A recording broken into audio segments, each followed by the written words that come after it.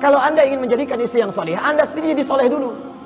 Orang tua ingin menjadikan anaknya soleh, tapi orang tuanya tidak soleh. Bagaimana bisa menjadi soleh? Bagaimana Anda bisa mengatur orang lain kalau Anda belum bisa mengatur diri sendiri? Kata Quran, Anda jadi soleh dulu, maka Anda baru bisa menebarkan kebaikan pada lingkungan di sekitarnya. Anda tukang minyak wangi, bau harum akan menyebar dari Anda. Anda maaf tukang pandai besi, maka cipratan bagian dari besi akan menyebar pada orang lain. Maka kata Quran, Anda jadi soleh, dengan soleh itulah kesolehan akan menyebar secara sosial dalam kehidupan. Bagaimana jadi soleh itu? Syaratnya 4. Sifat soleh menggabungkan 4 sifat mulia. 1.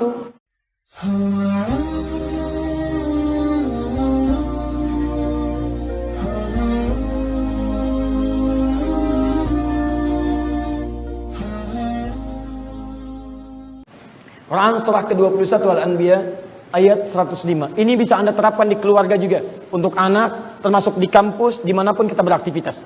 Kita bantu insya Allah negara kita untuk maju, berkembang. Dan dari Indonesia, saatnya kita tampil menjadi sibgon. Jangan mau kita diatur oleh dunia yang lain. Kita yang kemudian mengatur dunia yang lain. Dengan nilai-nilai kebaikan yang bisa kita tampilkan. Insya Allah. 1. Walaqad katabna fi zaburi. Walaqad. Ingat baik-baik ya. Lam dengan qad itu dua-duanya ada taukid dalam ilmu nahwu. Huruf penegas. Biasanya kalau sudah pakai lam, qadnya hilang. Kalau sudah pakai qad, lamnya nggak ikut. Quran surah ke-103, lam tanpa qad. Wal 'as. Innal insana lafi khus. Qadnya hilang, berhadapan dengan isim lam muncul, qad hilang. Misal, qad muncul, lam hilang. Quran surah 23 ayat yang pertama, qad aflahal mu'minun. Sungguh orang beriman itu pasti bahagia. Jadi kalau pakai lam cukup, qad tidak perlu muncul karena ini ada taukid penguat. Kalau pakai qad, lam tidak muncul karena ada taukid penguat. Tapi kalau dua-duanya disatukan, laqad, ini artinya orang yang dihadapi, objek yang dihadapi agak sangat pesimis dan begitu meragukan. Sehingga dengan itu semua butuh menguat 2 kali lipat dari sebelumnya. Misal, menghafal Al-Quran dikatakan oleh Allah mudah. Kemudahannya digunakan kata laqad, bukan cuma lam dengan qad. Quran surah 54, ayat 17, ayat 22, ayat 32, ayat 40. Walaqad yassarnal Qur'ana lidzikri fahal min muddakir. Sungguh kami telah mudahkan Al-Quran untuk diingat. Kalimat sungguhnya menggunakan lam dengan qad. Seakan-akan Allah katakan, hei kamu gak usah pesimis, yakin. Jangan ragu. Faktor apapun Quran sudah saya jadikan mudah untuk sebuah kalangan. Mau yang merasa bisa melihat, mau yang merasa belum bisa melihat, mau yang merasa sehat, mau yang merasa sakit, mau yang sudah sepuh, mau yang ada hambatan, mau menghafal. Semangatlah antum, siap. Insya Allah bisa, insya Allah mudah. Makanya begitu melihat, wah tebal juga ya, Masya Allah. Mulai muncul pelan-pelan. Maka kalimatnya laqad. Jangan putus asa, mulai belajar, mulai menghafal. Baik, hafal. Alif Lam Mim. Ternyata bisa saya menghafal. 1. Dzalikal kitabu la raiba fi hudal lil muttaqin. Mudah, enggak sampai semenit hafal. Mudah ya. Alladzina yu'minuna bil ghaib alladzina yu'minun. Wah, macet di sini. Teman mulai tanya, apain antum? Ngapalin. Sudah hafal? Belum. Ayat keberapa? 3. Berapa lama? 30 menit. Berapa usia? 60. Oh, faktor U. Masya Allah, faktor U. Padahal zaman Nabi ketika Quran turun, usia Nabi 40 tahun. 23 tahun kurang lebih turun 63 tahun. Berapa usia sahabat pada saat itu? Bukankah Abu Bakar hampir setara dengan Nabi? Bukankah Umar setara dengan Nabi? Bukankah sahabat lain lebih sepuh daripada Nabi SAW? Hafal Quran. Nenek 82 tahun, gak bisa baca, gak bisa nulis, hafal Quran. Lihat, ada orang gak bisa lihat, Mu'adz, hafal Quran. Tadi saya bertemu dengan Fajar, subuh, Masya Allah, hafal Quran. Gampang. Mudah, asal antum mau, mudah, tapi harus yakin. Maaf saya tanya, yakin Quran mudah? Menghafal Quran mudah atau sulit? Mudah atau sulit? Mudah atau sulit? Kalau mudah, kenapa sampai sekarang belum hafal? Kalau sulit, gimana kesulitannya? Salah satunya laqad. Jangan ragu. Begitu ada kesulitan, yakin bisa, yakin bisa, yakin bisa. Walaqad katabna fiz zabur. Sungguh kami telah tetapkan sejak masa kitab Zabur. Anda jangan ragu. Harus yakin. Apa yang kami harus yakini ya Allah? Min ba'di dzikri. Bahkan bukan cuma di Zabur, jauh sebelumnya, sejak di Lauh Mahfuz kami telah tetapkan satu ketentuan. Annal arda yarithuha ibadiyas salihun. Bahwa bumi itu akan diwarisi, diwarnai, akan dipengaruhi hanya oleh hamba-hambaku yang soleh. Ingat, hamba-hambaku yang soleh. Quran mengatakan mewarisi, memengaruhi. Kalau Quran mengatakan mewarisi berarti warisan yang baik. Karena semua yang bersumber dari Allah pasti baik. Jadi kalau ada orang yang ingin mensibgoh dunia, dia mesti mengambil bagian dari Al-Quran. Kalau dia tidak mengambil bagian dalamnya, maka apapun yang dia tampilkan dalam kehidupan dunia akan nampak hasil yang tidak baik. Tidak masalah. Silakan antum cek. Ketika Islam ada di puncak kekuasaannya, orang Muslim berkuasa, adakah pernah terjadi? Tidak. Yahudi itu diayomi, Nasrani hidup berdampingan, Hindu hadir, Buddha hadir. Alhamdulillah, terjadi toleransi yang sangat indah. Toleransi tidak diartikan ikut ke berbagai agama, tempat belajar, tempat mengaji, tidak. Ini azan pindah dari masjid ke tempat ibadah lain, tidak. Azan di masjid, yang lain ibadah. Hanya zero tolerance. Ibadah sana, ibadah sini. Lakum dinukum waliyadin. Dijaga ketentramannya, yang ada cuma dakwah. Silahkan saling mengajak, tapi tidak saling merusak. Damai. Silahkan cek. Lihat fakta sejarah. Begitu kemudian dunia disibgoh, yang tidak terambil nilai-nilai wahyu, apa yang terjadi? Harus ada yang unggul, yang lain hancur. Habis. Teman-teman, kembalikan ke sini. Kuncinya adalah, jika Anda kemudian ingin menaklukkan dunia, dan memberikan sibgoh dalam kehidupan dunia, baik dalam lingkup yang kecil, keluarga ingin dirubah. Kemudian, tingkat terbesarnya ingin dirubah. Sampai yang paling makro lagi, kata kuncinya, kata Quran, ibadiyas salihun. Mesti Anda jadi soleh dulu. Soleh. Kalau tidak soleh, mustahil. Kalau Anda tidak soleh, Anda tidak akan bisa memberikan pengaruh baik bagi orang lain. Anda mau jadi suami, maaf. Kalau Anda belum soleh, bagaimana bisa mendidik Anda, mendidik istri jadi solehah? Kalau Anda ingin menjadikan istri yang solehah, Anda sendiri jadi soleh dulu. Orang tua ingin menjadikan anaknya soleh, tapi orang tuanya tidak soleh. Bagaimana bisa menjadi soleh? Bagaimana Anda bisa mengatur orang lain kalau Anda belum bisa mengatur diri sendiri? Kata Quran, Anda jadi soleh dulu. Maka Anda baru bisa menebarkan kebaikan pada lingkungan sekitarnya.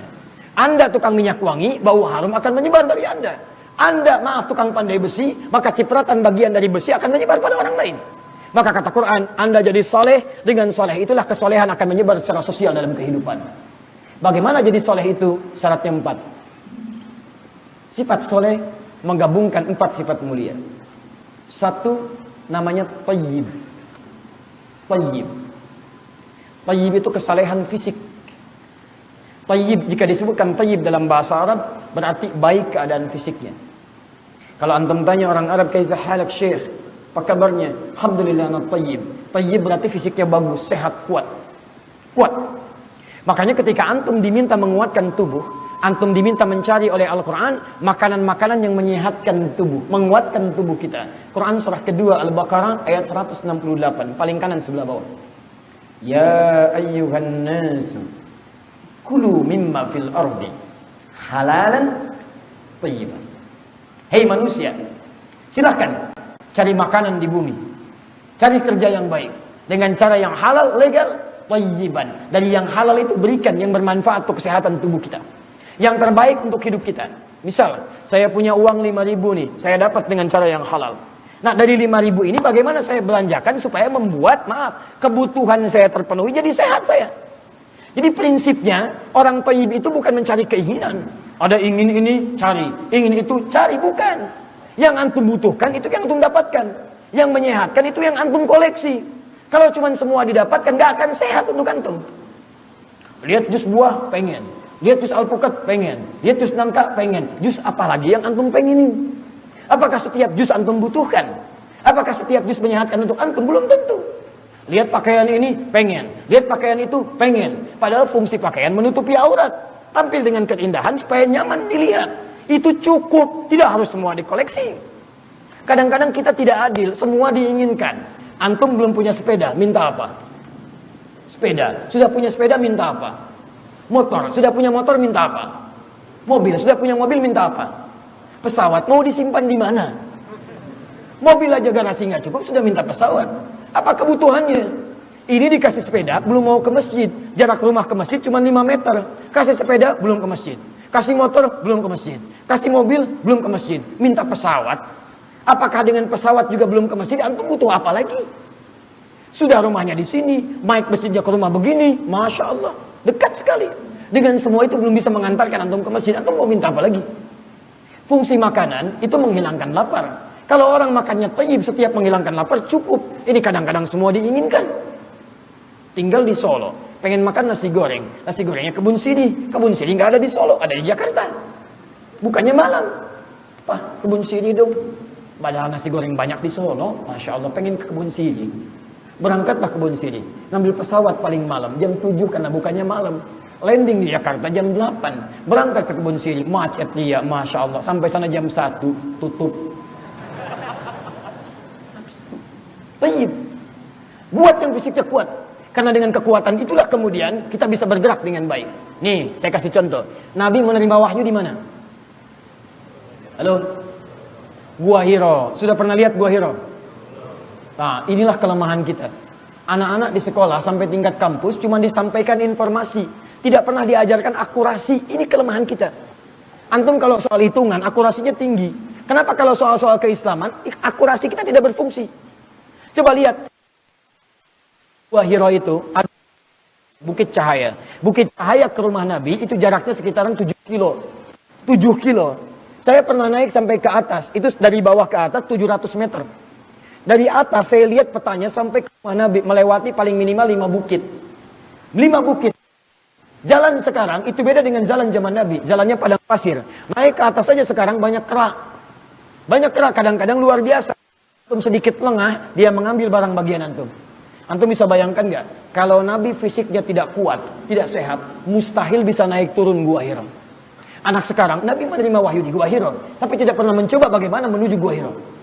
Jalan coba antum ke Gua Hiro. Jalan dari rumah Nabi. Coba lihat jejak dia, sampai naik ke atasnya. Bagaimana perasaan kita? Bagaimana rasa nyaman kita? Demi Allah saya katakan, kalau antum tidak merasakan lelah, itu luar biasa. Artinya, fisik Nabi kuat. Fisik Nabi bagus. Perang apa yang pertama berlangsung? Antara pasukan muslim dengan non-muslim. Perang Badar. Kapan perang Badar terjadi? Sekian. Tidak pernah tahu berapa usia Nabi saat melakukan perang Badar. Bagaimana kekuatannya? Pernah lihat pedang Nabi? Main ke Turki sana. Lihat di museum. Bagaimana ukuran pedang Nabi? Besarnya luar biasa. Panjangnya luar biasa. Kuatnya luar biasa. Bagaimana bisa dipegang kalau badannya loyo? Kuat. Maka kekuatan itu penting. Makanya Nabi arahkan. Selain yang ini ada hadis-hadis Nabi SAW. Ayo silahkan berolahraga. Allimu auladakum as-sibahata was-simaya. Ayo ajarkan anak-anakku berenang. Zaman Nabi mau berenang di mana? Yang ada padang pasir. Tapi lihat visi Nabi berenang. Masya Allah. Renang itu ibadah sunnah. Memanah ibadah sunnah. Manah itu akurasi. Bukan cuma panahannya saja teman-teman. Yang dimaksudkan adalah akurasi yang sama dengan tingkat kejelian ketika memanah. Mana butuh fokus, mana butuh kekuatan. Maka tarik olahraga yang serupa dengan panahan. Apa diantaranya? Menembak. Menembak bagian dari olahraga. Lihat masuk dengan cara yang legal. Masya Allah. Panahan bagian yang benar. Jadi cara menyimpulkannya seperti itu. Latihan apa? Menembak. Itu bukan sunnah. Yang sunnah panah. Ayo panah sana. Lewat bedil tuh. Panah lawan bom. Mana yang menang? Memang dulu akan kembali nanti pada masa-masa yang lalu. Tapi kita mesti belajar akurasi. Belajar yang baik. Berenang. Itu melatih kekuatan.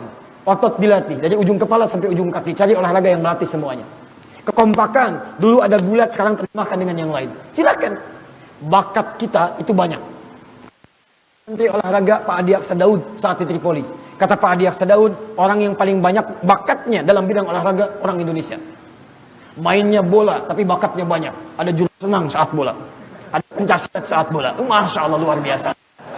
Begitu gol satu, yang lain malah keluar semua bakatnya. Ada renang, gaya bebas, gaya kupu-kupu. Ya, ada pencaksilat muncul. Ada macam-macam, luar biasa. Cuma ditempatkan pada tempat yang salah. Taib. 2. Masih ada waktu, 10 menit lagi. Teman-teman, taib itu fisik. Tapi kadang-kadang ada orang yang fisiknya bagus, cuman pikirannya kurang bagus. Sehat, cuman cara berpikirnya salah. Saking salahnya keluarga bisa ditinggalkan. Bayangkan, 2 kali puasa, 2 kali lebaran, gak pulang-pulang. Padahal namanya taib. Apa yang terjadi? Karena kesehatan fisik tidak diimbangi dengan kesehatan intelektual, sifat-sifat yang baik. Nah, karena itu ketika sifat baik ini akan muncul yang mengimbangi fisik yang baik, maka dari itulah kemudian berubah kalimatnya dari thayyib jadi khair. Khair. Khair itu adalah sifat saleh, kebaikan dari sifat. Lebih mengarah kepada nanti dalam bentuk karakter turunannya. Juga masuk dalam nilai intelektual. Makanya ketika seseorang disebut khair, turunan-turunannya adalah pengetahuan. Turunannya selain IQ adalah EQ, emotional question. Al-Bukhari, Kitabul Ilmi, nomor hadis 71, paling kiri sebelah atas, rawinya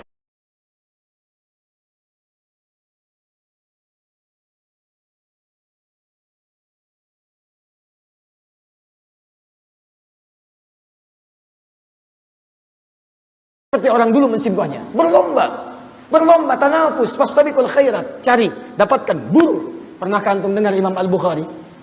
Al-Bukhari itu kan nama daerah, negara, wilayah maksudnya. Nama aslinya Muhammad, punya bapak namanya Ismail, punya kakek namanya Ibrahim, kakek buyut Al-Mughirah, eyang buyut Al-Bardizbah. Tinggal di kecamatan Ju'fah, Kabupaten Bukhara, Provinsi Khorasan, negara Uzbekistan. Karena beliau berasal bukan dari Arab, dari Bukhara, maka memperkenalkan diri, saya Bukhara. Caranya tambah alif lam di depannya, ujungnya tambah dengan i. Ana al-Bukhari, maksudnya saya dari Bukhara. Bukhara bisa jadi hadis ke Mekah, ke Irak, ke mana-mana. Berburu satu hadis diburu oleh beliau. Saking ingin mempraktekkan nilai khair dalam hadis Nabi sallallahu alaihi wasallam. Saking ingin mendapatkan bagian boleh ke Mekah, datang daripada Syekh Yasin Al-Padawi. Dari Minangkabau Syekh Ahmad Khatib Al-Minangkabawi. Dari Palembang Syekh Abdul Somad. Dari Banten Syekh Nawawi Al-Bantadi. Ada semua. Ya, muncul ada Syekh At-Tirmasi. Ya, ada Syekh Muhammad Hasim bin Asy'ari At-Tabu'irangi. Ada Syekh Kiai Haji Ahmad Dahlan, Muhammad Darwish, itu ya Al-Kaumani Al-Jogjakartai. Ada.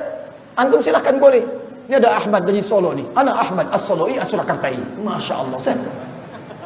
Silakan. Boleh antum hadirkan, banyak ulama kita pada saat itu datang. Dari mana saja? Papua, dari Merauke, dari macam-macam. Silakan datang, cari ilmu menebar ke sejurusan bumi. Jadi khair. Nah, kaidah ilmunya saya turunkan dengan cepat ya. Quran surah 9 ayat 122. Quran surah 58 ayat yang ke-11. Kata Al-Quran, kalau antum ingin dengan ilmu membentuk sifat khair, maka jangan nanggung belajarnya. Satu, orang beriman itu kalau belajar melahirkan sifat khair, maka harus sampai pada level derajat paham. Awas teman-teman yang sedang di kampus nih ya. Ingat betul kalimat Al-Quran. Kalau antum ingin mensibgah dunia dengan Quran, jangan cukupkan dengan mendapatkan informasi kata Quran sampai paham. Belajar fisika sampai paham, matematika sampai paham, kimia sampai paham. Dengan pemahaman itu bagaimana bisa mendekatkan antum dengan Allah Subhanahu wa taala. Sibgah dunia, gak ada masalah. Quran surah 9 ayat 122. Kanal mu'minuna liyanfiru kafah falawla nafara min kulli firqatin minhum ta'ifah liyattafaqahu fid din. Din belajar agama, tafaqquh. Faqquh dari kata faqaha artinya paham. Kalau Anda ingin belajar pengetahuan apapun terlebih agama, jangan tinggalkan itu sampai Anda paham. Saya sangat tidak menyukai ada mahasiswa belajar hanya sekedar mentransfer pengetahuan untuk mengejar IPK. Itu bukan tipikal pelajar Quran. Paham sampai mengerti betul. Kenapa ini turunannya begini? Kenapa ini begini? Kenapa ini begitu? Rumuskan, hadirkan. Dan hadirkan dengan nilai-nilai keindahan dalam kehidupan. Saya kalau sedang senggang-senggang, saya main ke toko buku. Saya coba lihat pelajaran. Kadang saya belajar cari buku fisika. Kadang latihan, lihat teorinya, kita pelajari. Kadang kita dapatkan, Masya Allah, ini bab tentang gaya. Gaya rumusnya begini, F1 sama dengan F2. Ya, apa yang saya lakukan itu yang saya terima. Sama. Pahala juga begitu. Kerjakan kebaikan, dapat kebaikan. La yukallifullahu nafsan illa wus'aha. Laha ma kasabat wa 'alaiha ma kasabat. F1 sama dengan F2. F berbanding lurus dengan P. Ya, gaya berbanding lurus dengan tekanan. Sama. Ketika saya ingin hidup tampil dengan gaya, akan berhadapan dengan tekanan. Gaya dalam pandangan Allah itu meningkat derajat. Ketika akan meningkat derajat, datang ujian. Ujian itu hambatan. Ujian itu tekanan. Bukankah setiap yang diuji ada tekanan? Quran surah kedua ayat 214. Am hasibtum an tadkhulul jannata wa lamma yatikum mathalul ladzina khalau min qablikum masathumul ba'sa, tekanan ringan. Dharra, tekanan menengah. Wa zulzilu, tekanan berat. Bagaimana mengatasinya? Ambil rumus kesimpulannya. Masya Allah teman-teman sekalian, ada. Ayo turunkan semuanya. Sama, maksiat juga ada tekanan. Gaya berbanding lurus dengan tekanan. Semakin banyak gaya, semakin tertekan hidupnya. Ada turunannya. Gabungkan jadi satu. Ada bagaimana mengukur jarak. Jarak itu S sama dengan V kali T. S sama dengan jarak kan? Sama dengan V kali T. Ya, V kecepatan dikali T dikali dengan waktu. Maka kalau antum ingin menempuh jarak yang panjang, bagaimana supaya saya tiba di tujuan dengan baik? Oh, kecepatan tingkatkan, waktu diukur, selesai. Saya datang ke Solo jam sekian, berarti saya harus mengatur ini. Ini yang saya kerjakan. Kecepatan di mobil sekian, maka gaya geseknya akan sekian. Di jalan ada kemacetan, mengurainya seperti ini. Ditemukan semua. Antum nih ngapalin rumus buat ujian. Begitu ada ujian kehidupan gak dipakai. Itu masalahnya. Lihat Ohm ada di hambatan, listrik punya hambatan. Ya ada hambatan, jadi semua yang bergerak punya hambatan, punya tantangan. Bagaimana menyelesaikannya? Ada semua. Jadi teman-teman sekalian, kalau itu kita turunkan dalam kehidupan, khair muncul, nyaman, tenang, intelektualitas bertambah. Tapi maaf, apakah itu jadi karakter dalam kehidupan? Kalau sifat baik menjadi sikap baik, maka berubah dari khair jadi ma'ruf namanya. Ma'ruf.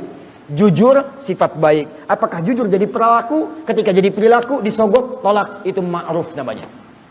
Maaf, sabar itu khair. Bagaimana ketahuan sabar? Dicaci, dia diam. Dicaci, tidak membalas. Dicaci, mendoakan. Itu ma'ruf namanya. Ma'ruf. Khair berubah jadi ma'ruf.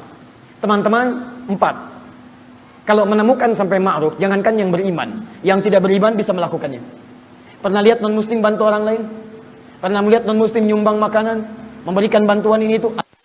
Pekerjaannya tidak dilakukan karena Allah subhanahu wa ta'ala. Ketika semua kebaikan ini dilakukan karena Allah, maka berubah namanya jadi ihsan. Nama yang keempat, ihsan. Quran surah ke-31 ayat ke-14. Tafsir dengan Quran surah ke-46 ayat ke-15. Wassaynal insana biwalidayhi. Ihsan. Apa itu ihsan? Teman-teman sekalian, tafsirnya ada di hadis Nabi riwayat Muslim. Nomor hadis yang ke-8. Di Al-Arba'in nomor hadis yang kedua. Saya percepat, saya berhenti di sini. Mohon maaf kalau agak lebih cepat karena waktu saya mau habis 2 menit lagi. Perhatikan kalimatnya. An ta'budallaha ka'annaka tarahu fa in lam takun tarahu fa innahu yaraka. Ini syarat yang keempat. Anda menjadikan setiap kebaikan yang telah Anda kerjakan tadi, yang ma'ruf, Anda kerjakan sebagai ibadah karena Allah. Misal, ini gelas. Saya ingin tuangkan minuman, saya ingin berikan bagi teman saya yang haus. Itu ma'ruf namanya. Tapi ketika saya niatkan karena Allah, berubah jadi ihsan. Saya bekerja untuk menafkahi istri saya. Itu ma'ruf namanya. Tapi kalau saya niatkan untuk mewujudkan perintah Allah di Quran, itu ihsan namanya.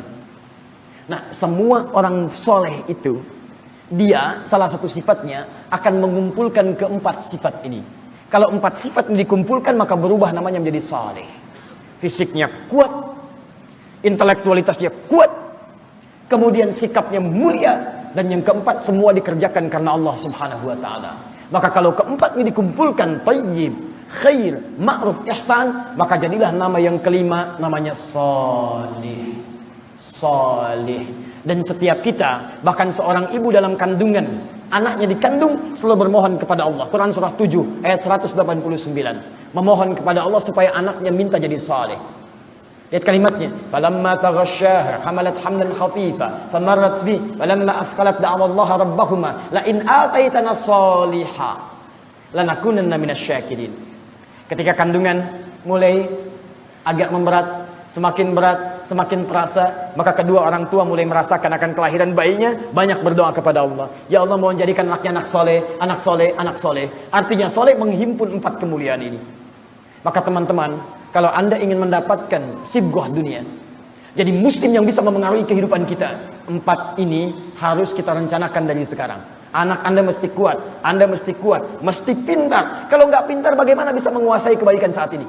Teknologi harus dikuasai, ekonomi mesti dikuasai. Yang lain kita pelajari. Setelah itu praktekkan, jangan cuma jadi teori. Jangan cuma jadi teori.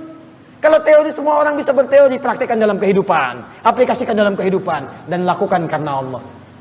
Saya mau cek pada antum ya. Kalau antum kedatangan tamu ke rumah, antum bikin makanan nggak? Bikin minuman? Kenapa? Karena ada tamu mau datang. Berarti antum belum soleh. Perhatikan, orang soleh, maka Nabi mengatakan, man kana yu'minu billahi wal yaumil akhir falyukrim dhaifah. Siapa yang merasa beriman pada Allah dan hari akhir, maka muliakan tamunya. Orang soleh membuat makanan dan minuman bukan karena tamunya mau datang, karena Allah perintahkan untuk memuliakan tamu lewat makanan dan minuman. Jadi bukan tamunya mau datang nggak datang terserah tamu. Yang penting ketika dia mau datang, Nabi perintahkan bikin makanan, saya muliakan. Jadi kalaupun tamunya nggak jadi datang, nggak ada masalah. Lihat soleh. Jadi makanya ketika dia soleh, hatinya tenang. Di tengah jalan misalnya, akhi, saya nggak jadi datang nih. Masya Allah. Kalau hati antum belum karena lillah, belum ihsan, antum akan kecewa. Ya, saya sudah siapkan buat antum nih, masak spesial. Masa nggak bisa singgah sebentar aja? Tuh. Tapi kalau hati antum sudah diisi dengan nilai ihsan, kaidah sudah masuk. Akhi, anda nggak jadi datang nih. Mau kemana antum? Gini, mudah-mudahan antum selamat di jalan. Mudah-mudahan baik dalam perjalanan. Gak ada masalah, akhi. Antum bagaimana? Gak ada masalah. Alhamdulillah, di rumah sekarang makanan bertambah. Anak dapat tambahan makanan luar biasa. Makan tambahan, segalanya ada, luar biasa. Tenang kehidupan.